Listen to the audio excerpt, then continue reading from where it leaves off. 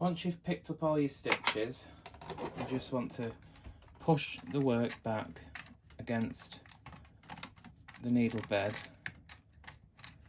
and of course these are side edges, so they will be a bit tight in places,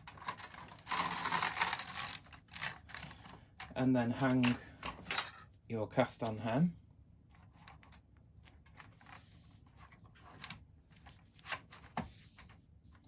I'm going to run my old credit card along to make sure the latches are open, and I'm going to use ravel cord. Now you'd probably be better off using elastic thread, but I want to be able to quickly remove this hem so I can reform the ribbing.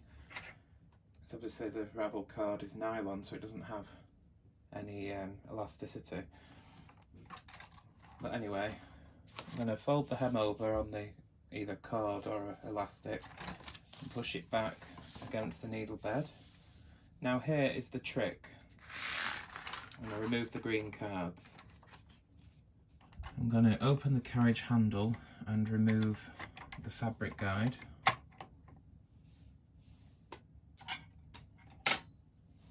Close the carriage again. So making sure that all the latches are still open, I'm going to get my yarn end here, put a clip on it, and I'm going to lay it into the needle hooks with the tail in the direction that the carriage is positioned.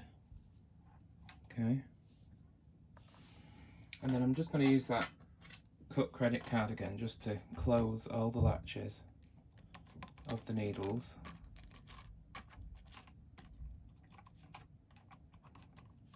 I'm holding the yarn end at the other side, so I'm trying to stop my hem getting in the way. There we go. Close the latches over this yarn you've laid into the needle hooks all the way along.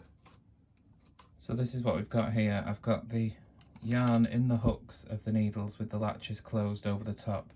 My tail end is on the same side as the carriage. Now I'm just going to put a clip on the other end just to stop it from falling to the floor. And then I'm going to use my green cards to push the needles. Do this evenly so that the latches don't open again. Do a bit at a time. Push them as far as you can until they stop. So you see, this is what we've got going on here. We've got the neckline edge there, the hem hanging on the elastic or ravel cord, and then the yarn inside the hooks with the latches closed and then pushed as far back as they will possibly go. Now hold the carriage with both hands firmly on the handle, and as soon as the first stitch starts to knit, like that, remove the clip that's holding the yarn on the opposite end, and you will need good pressure on the carriage and push it across steadily. It will sound quite tight, but this works every time and the latches won't get caught on the neckline edge.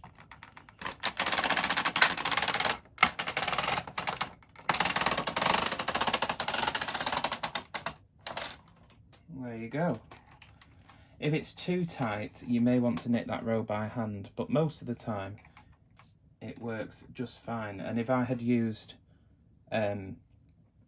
elastic thread, that row would have been much easier.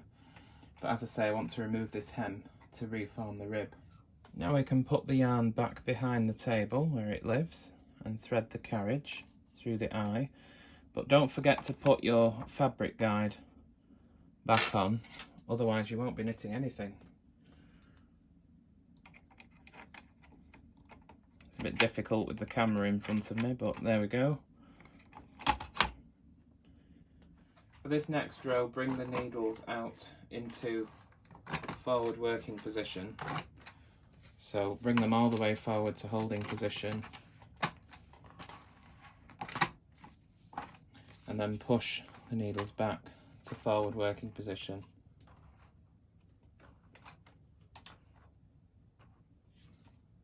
Make sure the latches are open, or you will drop stitches on this machine. I need to change my key plate size actually to key plate .2 from from dot 3 for the rib. And reset the row counter.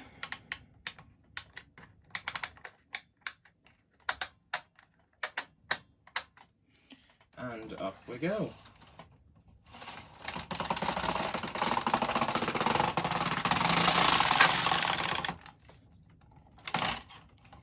The preceding rows now will be much easier.